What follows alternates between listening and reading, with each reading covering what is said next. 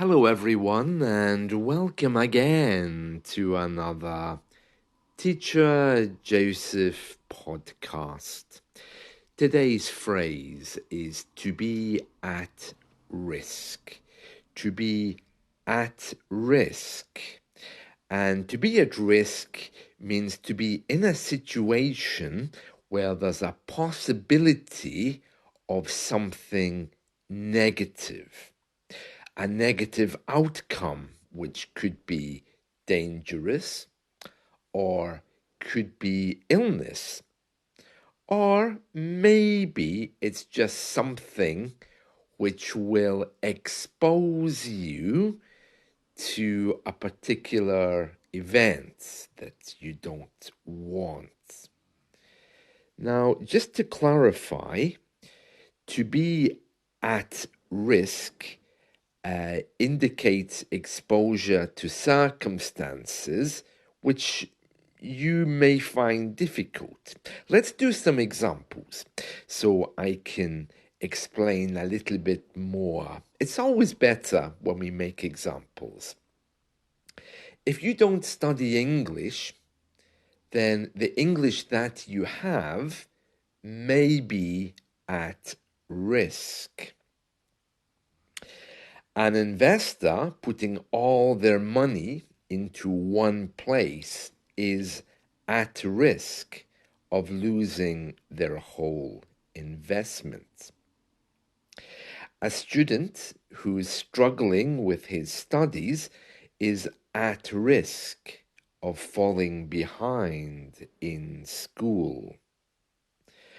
A homeless person who's sleeping on the streets is at risk of catching an illness or violence or exposure to bad weather conditions.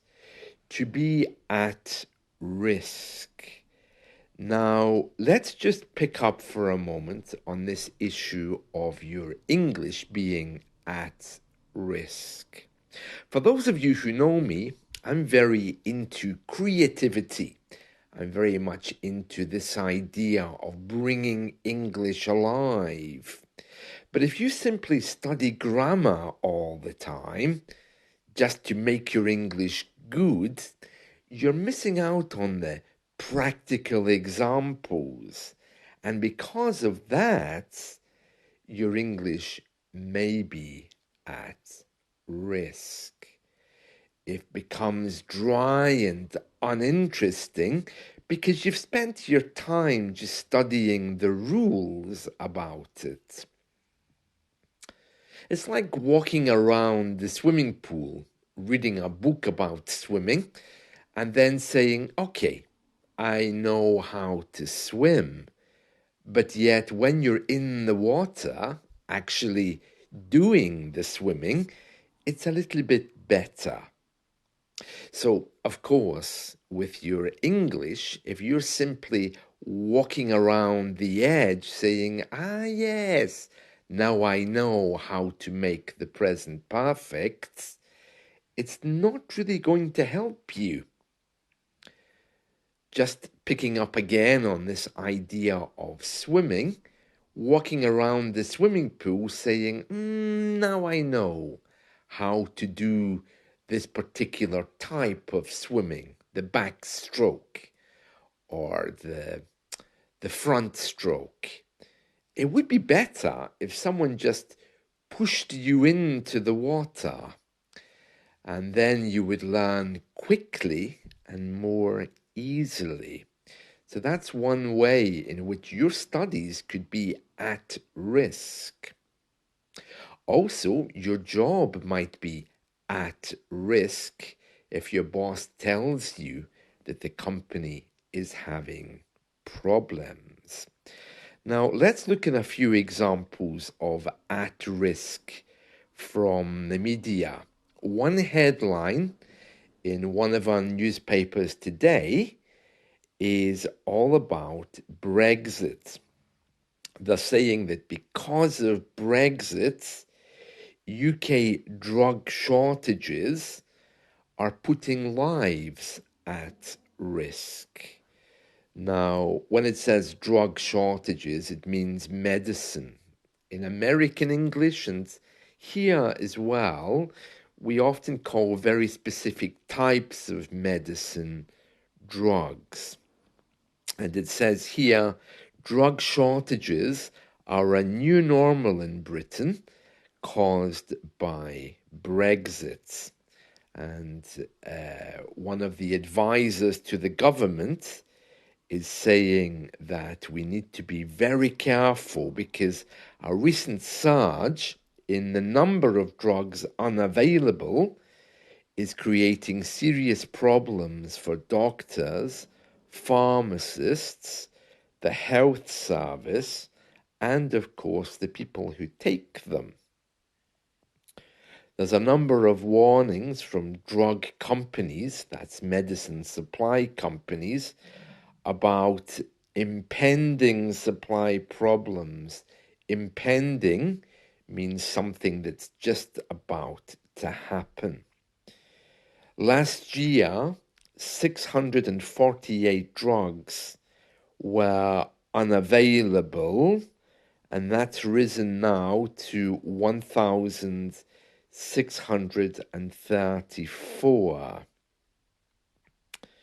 Now, I don't think I've read that properly, so I'm going to read exactly what it says here because it's not last year, it's from 2020. It says, the number of warnings drug companies have issued about impending supply problems has more than doubled from 648 in 2020 to 1,634 last year. So it's 648 from 2020, not 2023. And it's saying this is becoming quite normal now, particularly for diabetes, epilepsy, and attention deficit syndrome. So I don't know what's going to happen. You know, many of us here in the UK have diabetes, so that's a bit of a big issue. To be honest, I haven't heard of any problems in supply where I am, but it's saying that these are impending, waiting to come in. It says pharmacies have said that shortages are now a real and present danger to patients, putting their health at risk. There we are. So very interesting, very interesting. Also, if you're reading the news these days, all over the world, you know, because of war and natural disaster, lives are at risk. As I mentioned to you yesterday, the government is bringing in a new smoking law.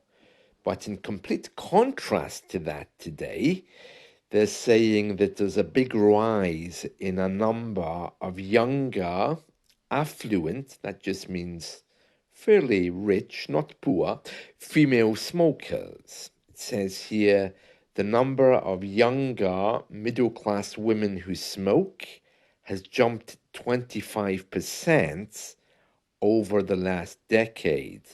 And they're finding that to be a little bit strange. Well, of course, they would think it's strange, wouldn't they? If they're currently trying to ban smoking, they don't realize that some people do actually like to smoke.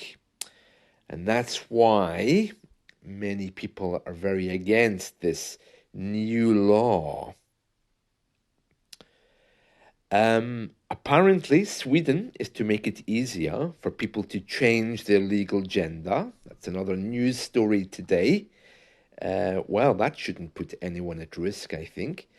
And another story it says here is that one of the princesses from the Netherlands, she's the heir, that means the person who's going to take power one day. It says the heir to the Dutch throne, Catharina Amelia, Princess of Orange, spent over a year in Spain as the Dutch royal family examined threats to her safety. Her life apparently was at risk. She was in some kind of danger because of the threat of kidnapping. Oh, that's interesting, isn't it? And hopefully that's given you some kind of insight into the meaning of the phrase at risk. Now, just jumping back for a moment to your English, there are different reasons why your English might be at risk. But as I was saying earlier, these days we are living in a very materialistic culture. And there is a danger that your English gets washed away in all of that. So here's just a few pointers to help you remember when you're studying, okay? So point number one, English is a language, and that means that it cannot, by default, be practiced alone. Now, I know many of you listening don't want language partners.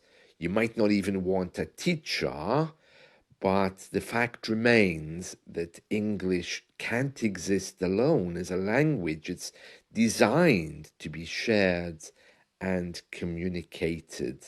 If you really don't want to be involved with other people, and that's quite normal these days, at least consider setting up a blog. And if you're worried about privacy, of course, you can change your name or whatever, but you really need to be trusting somebody with your English so you can see your mistakes. That's number one.